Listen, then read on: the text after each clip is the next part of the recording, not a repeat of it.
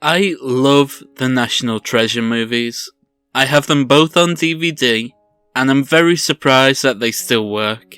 I got my money's worth of watching these films. I reckon I've seen them both at least 100 times over the years. They were my favourite movies when I was a kid, and I still love them to this day. And, right, you know I wouldn't lie to you guys. I'm genuinely enjoying this show.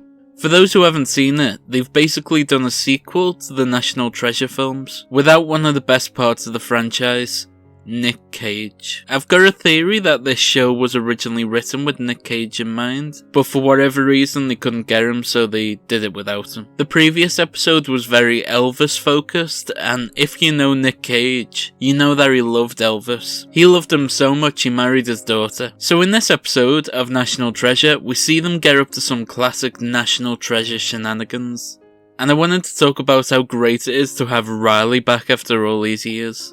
But before we get into that, please consider leaving a like and subscribing. You can always unsubscribe at a later date if you don't like what I'm posting. It's completely free and no hard feelings if you want to go at a later date. Right then, with that said, showtime. It's showtime, folks. So in the end of the previous episode, the gang got a secret message from Elvis, which this woman, Billy, also managed to get hold of. We don't know how she got it, but there's possibly some double crossing involved. Jess has got all her clues on the wall like it's some kind of murder wall. When we get a delivery. We think that the delivery is going to be something dangerous, but it turns out to be cupcakes. Some terrible music played in the beginning of this episode. I don't think I'll get away with playing any of it, but the lyrics were, "You'll never see the sky if you keep looking down." I mean, yeah, obviously. Somebody wrote a song about obvious statements and went, yeah, that'll do. We've split up the team into boys and girls for some reason. I'm not sure why we've done this, it doesn't really make any sense. This makes no sense. See, even the main character agrees. She should get a job at CinemaSins. So we got a huge name from the original National Treasure movies making an appearance in this episode. It's Riley. We love Riley. He was one of the most memorable characters from the first two movies. All I knew going into this was that Riley has a podcast now, because of course he does. But I was really excited to see him. He gets off the plane and does anyone else think he sounds weird? He sounds a lot camper, more Californian than I remember. One's for the ears and one's for the, rest of the face.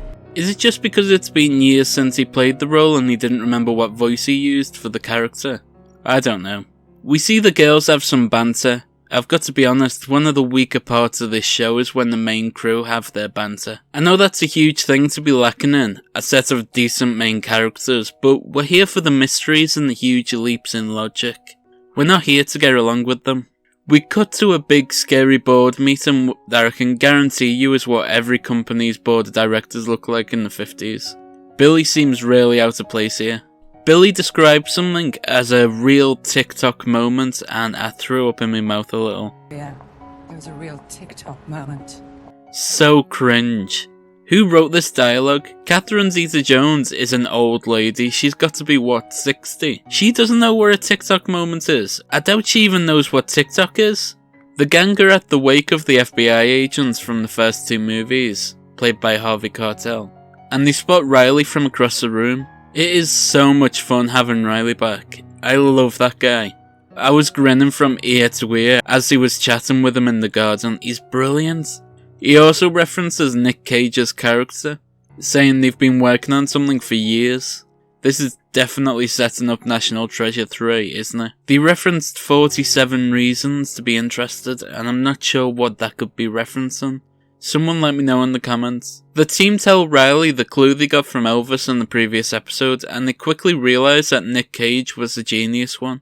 Riley was only helpful on occasion when her time called for a very specific piece of knowledge, like when daylight savings time was established. We see Riley's book, and I'm wondering, do you reckon it's the same book cover as in the National Treasure sequel? I'll put it side by side here. I imagine it's the same. They'd have to be morons to mess that up. The FBI agent that the gang went to in episode 1. It's a long story. Anyway, she's at the wake, and she chats with the gang a little, and then goes into the house to have a look around and look at some flowers through a garden checker app.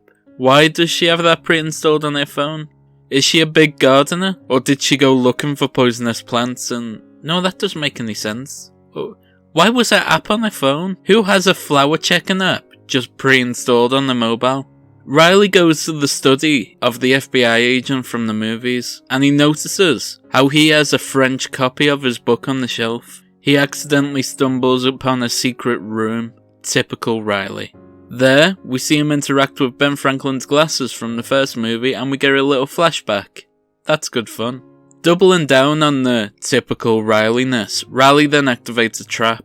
The FBI agent from the first movie does a eulogy, where he mentions that he was the fella that Nick Cage called in the first movie. It taught him to never ignore a civilian report, which is exactly what the other FBI agent did in episode 1.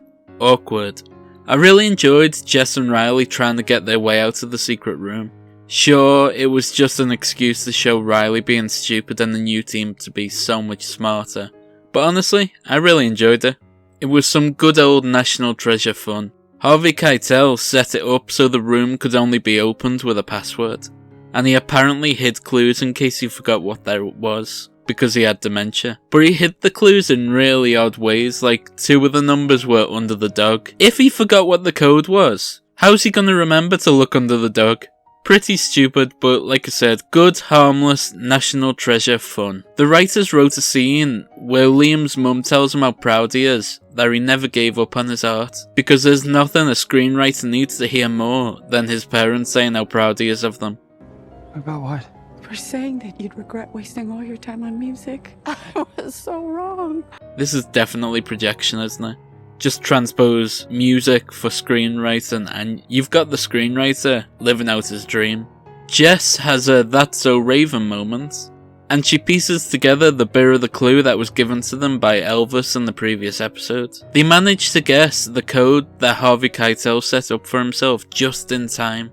While Jess and Riley were locked up, Liam found the watch that could be used to open the secret room, but it required a fingerprint.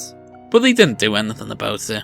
Now, I know it would have been a bit gross, but if people's lives were at stake, you would have to go up and dig up your granddad and use his finger to open the door. If the only way to use the watch to open the door was with a fingerprint. I'm sorry, I know it wouldn't have been nice, but they would have had to have done it. What did they do instead? Well, they just stood around waiting to see if the pair would survive or not. Bit weird if you ask me. It's strange how they went so far as to find the watch but never used it. Surely something has been cut out here. It had to have been. You know what? I genuinely enjoyed that. I know there will be a lot of naysayers, but I'm loving this show. It's everything.